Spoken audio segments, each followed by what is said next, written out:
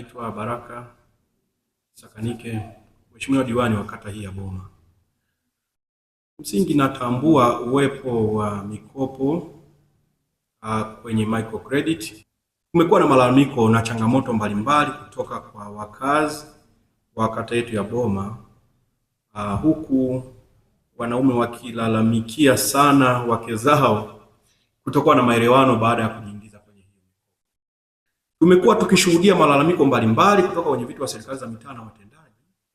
Watu hawa au wadai wa hii mikopo au watoa hii mikopo wamekuwa wakienda majumbani mwa watu hata saa 1, saa 2, saa 3 usiku na kufanya matendo ya udhalilishaji, lakini mashambulio ya aibu, unyang'anyi ambao mimi naweza kuuita ni wizi, kwa sababu kama mtu unamdai unapaswa kumdai masaa ya kazi.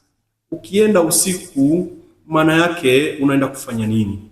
Sasa rai yangu, sitamani kuona mtu yote anayejishughulisha na utoaji wa hii mikopo anamkopesha mtu fedha kwa makubaliano mazuri, lakini wakati kudai anakiuka haki za msingi. Mfano, wanaume watatu wanaenda kumkamata mwanamke mmoja eti hajalipa deni na kumpeleka ofisini kwao. Mimi naona hii ni shambulio, naona ni kitu kibaya. Ni shambulio la aibu. Lakini pia wengine tumeshuhudia wakipigwa, na wengine tumeshuhudia wakipolwa vitu vyao usiku wa manane. Kwa nini wasifike kwenye ofisi yetu ya kata au kwenye ofisi zao za mitaa kuweza kuuliza mikopo ya 442 inayotolewa na halmashauri, kwa maana ya mikopo ya 4% kwa akina mama, 4% kwa vijana na wale wenzetu wenye mahitaji maalum?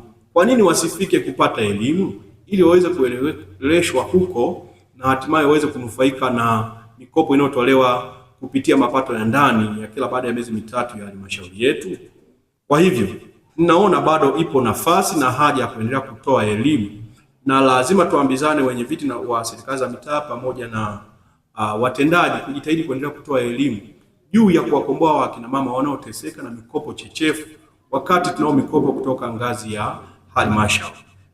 Namna ambavyo wanawake wanajichanganya mno kwenye mikopo na hii imekuwa shida, sio tu mtaa mmoja, mitaa mingi, na inawezekana Tanzania nzima. Kwa nini? Kwa sababu wanawake wengi wamekuwa na vikundi vya kushauriana, na wakati mwingine sio wanashauriana sawa, wanashauriana ule ushauri unaonekana kama ni kweli, lakini wanadanganyana, kwa sababu hata kama wanapambana na maisha hatuwezi kupambana namna hiyo. Nasema hivyo kwa sababu wanawake kwa sasa wamejiingiza kwenye mikopo mingi mno. Ziko ndoa zimevunjika, ziko ndoa zimevunjika kabisa, wako wanaume wamefukuza wake zao mpaka watakapolipa madeni, na ushahidi tunao, lakini kwa sababu hivi ni vyombo vya habari hatuwezi kuyaweka wazi kwa sababu itaonekana ni udhalilishaji. Lakini mimi kama mwenyekiti wa mtaa nakutana na hizo kesi nyingi, napambana na hayo mambo mengi, lakini yote katika yote bado tunatakiwa tuendelee kutoa elimu kwa wanawake. Wanawake tuamue kuingia kwenye mikopo ya serikali ambayo haina udhalilishaji.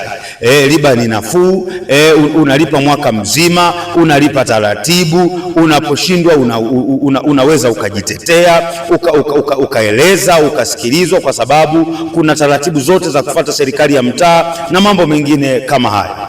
Na wanawake kuwa na mikopo mingi sio sifa, sio ujanja, wala sio hatua ya kushindana na wanaume, kwa sababu inawezekana wanawake wengine wanataka kuwa na fedha ili washindane na waume zao.